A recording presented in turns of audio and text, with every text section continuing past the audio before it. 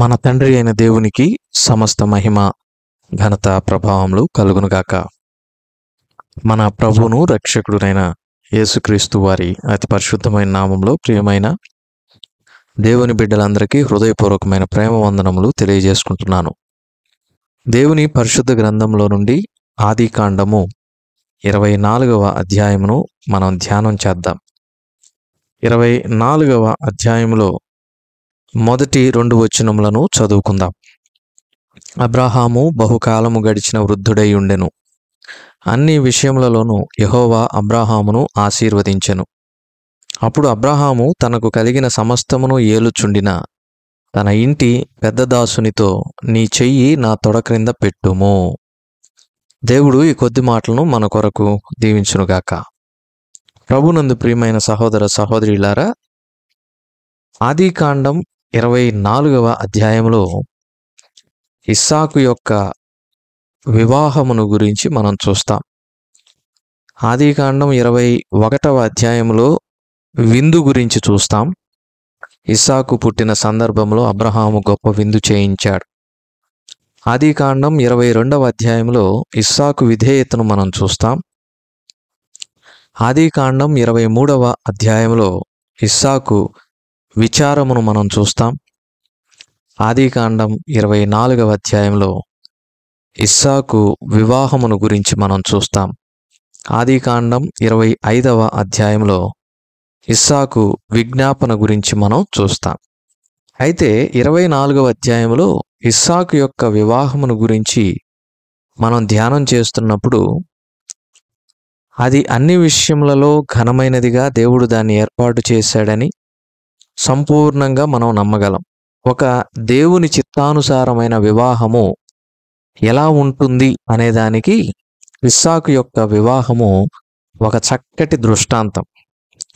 ఇస్సాకు ఏ విధంగా వివాహము చేసుకున్నాడనే విషయాన్ని మనం గమనించినప్పుడు, అబ్రాహాము తన ఇంటి పెద్దదాసుడైనటువంటి ఎలియాజరును పిలిపించి, నా కుమారుడైనటువంటి ఇస్సాకుకు అన్యులలో అంటే కనానీయుల కుమార్తెలలో ఎవరినైనా ఇచ్చి పెళ్లి చేయకుండా నా బంధువుల యొద్దకు వెళ్ళి ఇస్సాకుకు ఒక మంచి భార్యను తీసుకొని రమ్మని అబ్రహాము ఎలియాజరుకు చెప్తాడు.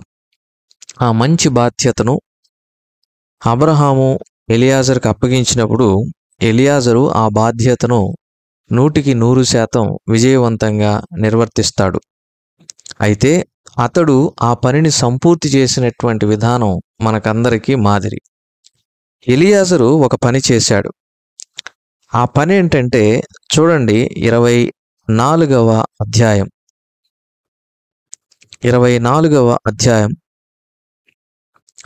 వచనం. నా యజమానుడగు అబ్రహాము దేవుడవైన యెహోవా, నేను వచ్చిన కార్యము త్వరలో సఫలము చేసి నా యజమానుడగు అబ్రహాము మీద అనుగ్రహము చూపుము. ఇప్పుడు అబ్రహాము ఎలియాజరుకు ఒక బాధ్యతను అప్పగిస్తే, ఎలియాజరు ఆ బాధ్యతను ఎవరికి అప్పగిస్తున్నాడో తెలుసా? ఎలియాజరు ఆ బాధ్యతను దేవునికి అప్పగిస్తున్నాడు. అందుకనే దేవుని యొక్క వాక్యం ఏమని సెలవిస్తుందో ఒక మాటను మనం చూడగలం.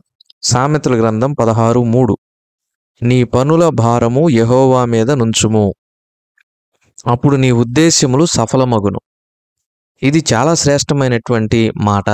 ఈ లోకంలో మన అందరం ఏదో ఒక పని చేస్తూ ఉంటాం కదా. చాలా పనులు మనం ఈ లోకంలో చేయాల్సి ఉంటుంది. అవి ఉద్యోగానికి సంబంధించి కావచ్చు, కుటుంబానికి సంబంధించి కావచ్చు,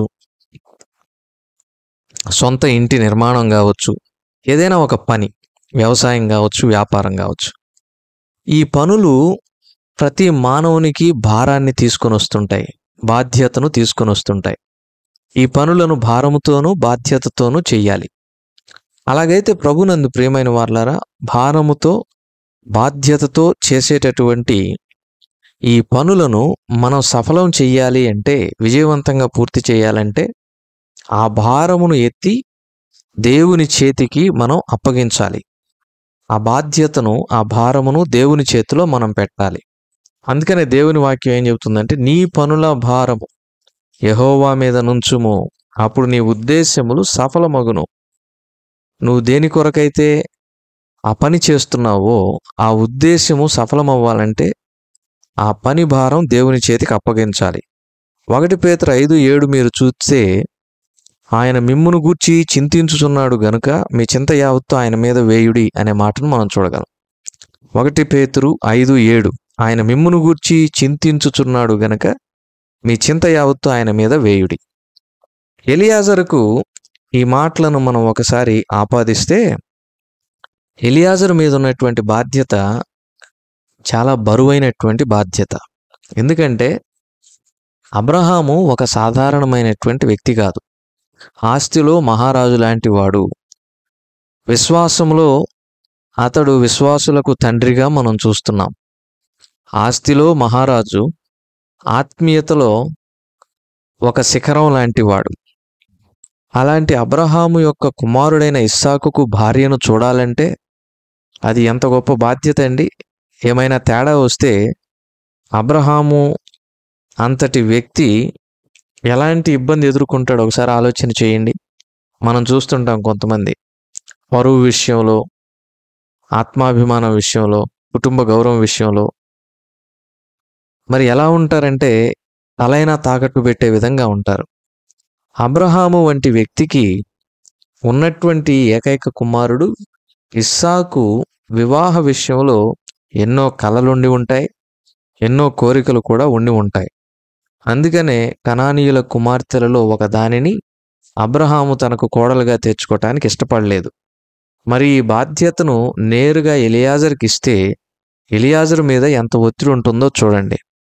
ప్రభునందు ప్రియమైన వార్లారా, ఈ రోజుల్లో చాలామంది పనుల భారం ఎక్కువైపోయి ఒత్తిడిని అనుభవిస్తున్నారు. కానీ వాక్యం ఏం చెప్తుంది? ఆయన మిమ్మును గూర్చి చింతించుచున్నాడు. ఈ మాటను మనం చాలా జాగ్రత్తగా జ్ఞాపకం పెట్టుకోవాలి. There is someone who is thinking about us. There is someone who is caring about అస్.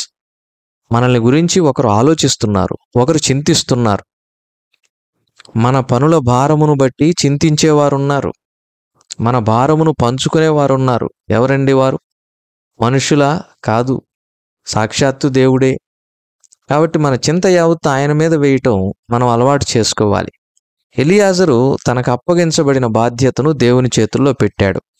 ఆ తర్వాత జరిగింది మనకు తెలుసు. ఎలియాజరు వెళ్ళినటువంటి పని సఫలమయ్యింది. ఇక్కడ కొన్ని ప్రాముఖ్యమైన విషయాలను మనం చూడాలి. అబ్రహాము ఎలియాజరుతో ప్రమాణం చేశాడు, ఒక నిబంధన. నిబంధన అనేది చాలా ప్రాముఖ్యమైనటువంటి విషయం. నిబంధన ఒక కట్టుబాటును తీసుకొని వస్తుందండి. ఈ నిబంధన ఏం చేస్తుందంటే మనకు ఒక కవనెంట్ లాంటిదంటే, మనము దేనినైనా చెయ్యాలి అనుకున్నప్పుడు ఒక స్థిరమైనటువంటి ప్రణాళిక కలిగి ముందుకు వెళ్ళటానికి నిబంధన అనేది తోడ్పడుతుంది. మనం దేవునితో నిబంధన చేసుకోవాలి. ప్రభువా, నీ రక్షణను, నీవిచ్చిన ఈ యొక్క పరిశుద్ధతను నేను కాపాడుకుంటాను అని. ఈ నిబంధన ఎప్పుడూ కూడా జీవితకాలం ఉండాలి. అలాగే అబ్రహాము ఎలియాజరుతో ఒక ప్రమాణం చేశాడు. తన చేయి తొడ క్రింద పెట్టుకొని మరి తన కుమారునికి భార్యను వెతికిపెట్టి మంచి భార్యను తీసుకొని రావాలి అని చెప్పి, ఒకవేళ ఎవరైతే ఇస్సాకుకు భార్యగా ఎలియాజరు చూచి ఆ అమ్మాయిని అడిగాడో ఆ అమ్మాయి నేను రాను అని చెబితే ఈ ప్రమాణం నుంచి ఎలియాజరు స్వతంత్రుడవుతాడు. ఎలియాజరు ఒక బాధ్యతతో బయలుదేరాడు. బయలుదేరినటువంటి ఎలియాజరు అరామ్ నహరాయిములో ఉన్నటువంటి నాహోరు పట్టణానికి చేరుకున్నాడు. నాహోరు పట్టణానికి చేరుకున్నటువంటి ఎలియాజరు ఒక బావి దగ్గర ఆగాడండి. బావి దగ్గర ఒంటెలను మోకరింపచేశాడు. బావి చాలా ప్రాముఖ్యమైనటువంటిది. పరిశుద్ధ గ్రంథంలో చాలా రకాల బావులను మనం చూస్తాం. యాకోబు రాహేలును కలుసుకుంది ఎక్కడ? బావి దగ్గరే. మోషే సిప్పోరాను కలుసుకుంది ఎక్కడ? బావి దగ్గరే. యేసుక్రీస్తు ప్రభువారు సమరయ స్త్రీని కలుసుకుంది ఎక్కడ? బావి దగ్గరే. మొదటి 2 సందర్భాల్లో యాకోబు రాహేలును, మోషే సిప్పోరాలను కలుసుకున్నారు. వారి జీవిత భాగస్వాములను కలుసుకున్నారు. అలాగైతే మన ప్రభువైన యేసుక్రీస్తు వారిని పాపి అయినటువంటి సమరయ స్త్రీ కలిసి రక్షణ పొంది సమరయ పట్టణానికే సువార్తను ప్రకటించినటువంటి ఆ సంఘటన చోటు చేసుకుంది కూడా యాకోబు బావి దగ్గరే. కాబట్టి బావి అనేటటువంటిది చాలా ప్రాముఖ్యమైనది.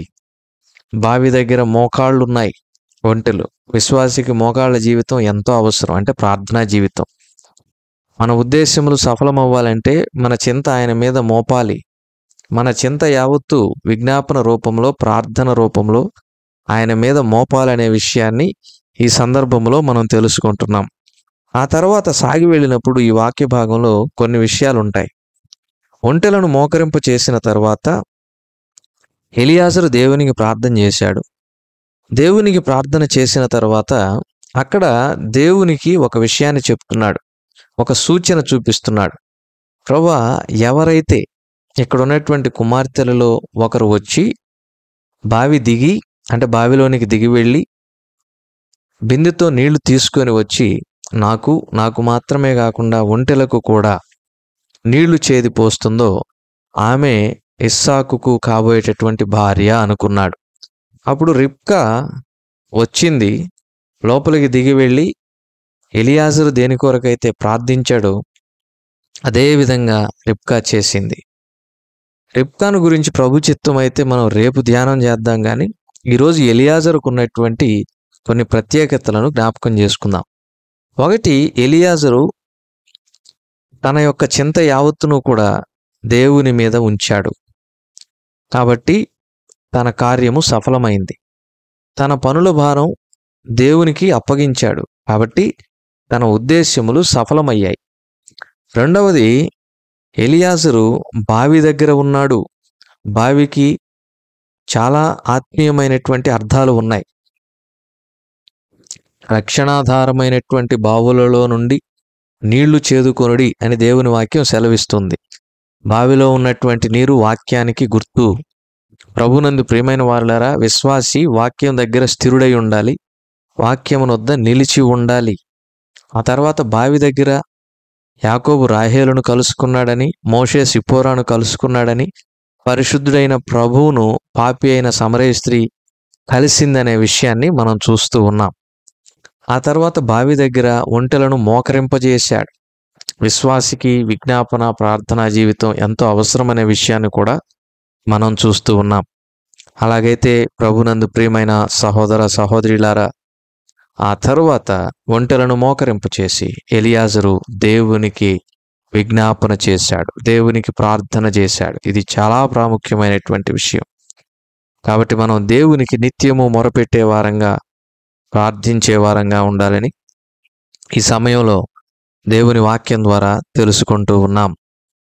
ఇస్సాకుకు ఒక చక్కటి భార్యను ఎలియాజరు తీసుకొని రాగలిగాడంటే ఎలియాజరు తన పనుల భారమును దేవునికి అప్పగించాడు. మరి నీ జీవితంలో, నా జీవితంలో మనం ఎన్నో ఉద్దేశములు కలిగి ఉంటాం. మన పిల్లల పట్ల, మన తల్లిదండ్రుల పట్ల, మన జీవిత భాగస్వాముల పట్ల, కుటుంబ సభ్యుల పట్ల, తోబుట్టువుల పట్ల. మరి ఇటువంటి సందర్భంలో మన పనుల భారములు విజయవంతం కావాలంటే, మన పనుల భారం విజయవంతం కావాలంటే, మన జీవితం అర్థవంతంగా ఉండాలంటే, మన జీవితములు ఫలభరితంగా ఉండాలంటే మన పనుల భారమును దేవునికి అప్పగించాలి. ఎలియాజరులాగా మన పనుల భారమును దేవునికి అప్పగించాలి. అప్పుడు మన ఉద్దేశ్యములు సఫలమవుతాయి, మన కార్యములు సఫలమవుతాయి. అమ్మా, అయ్యా, నీ పనుల భారం ఏంటి? ఉద్యోగ సమస్య, ఆరోగ్య సమస్య, కుటుంబ సమస్య, వ్యక్తిగత సమస్య, ఏదైనాను సరే ఆ చింత, ఆ భారం యావత్తు దేవునికి అప్పగించు. ఆయన నీ ఉద్దేశ్యములను సఫలం చేస్తాడు. దేవుడి కొద్ది మాటలు మన కొరకు దీవించును గాక. ప్రార్థన. కృప కలిగిన మా ప్రభువా, మీ ఘననామమునకు స్తోత్రములయ్యా. వెత్తబడిన వాక్య నీరు కట్టి ఫలింపు చేయండి. మా ప్రియులను దీవించండి. ఈ దినమంతటి కొరకు మమ్మల్ని సిద్ధపరచమని మా రక్షకుడైన యేసుక్రీస్తు వారి పరిశుద్ధమైన నామములో ఈ మనవులను ప్రార్థించి అడిగి వేడుకొంచున్నాము తండ్రి. ఆమేన్.